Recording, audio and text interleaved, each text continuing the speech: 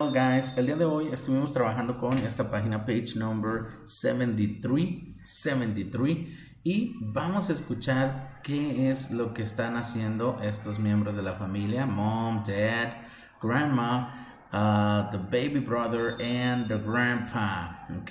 Ustedes van a ir encerrando cada situación, circle it, and at the end vamos a decidir en cuál sí dejaron ayudar a nuestra amiguita, the sister. Ready?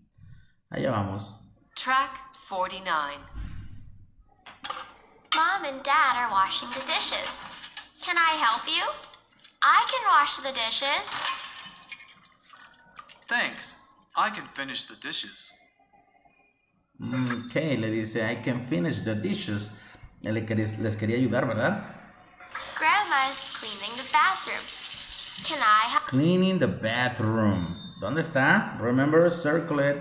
Cada vez que digan una, hay que encerrarla. I help you? I can clean the bathroom.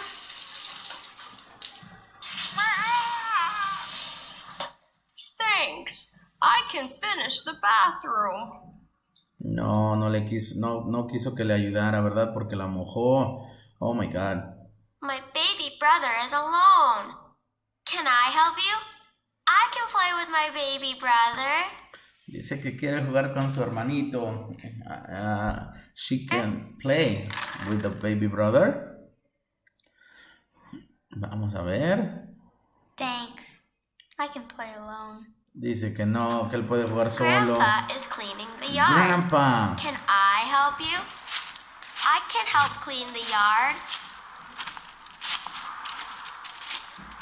Oh, you can help me. Thanks. Sí, le ayudó. Nice. Now the girl is helping the grandpa. Muy bien. Por aquí estuvimos hablando de estas personas, family members, mom, dad, grandma, the baby brother and grandpa. Por aquí les voy a dejar un video donde tienen que adivinar esos miembros de la familia, ok, así que muy pendientes, chequen Classroom para que vean ese video. Y nos vemos el día de mañana. See you later. Bye.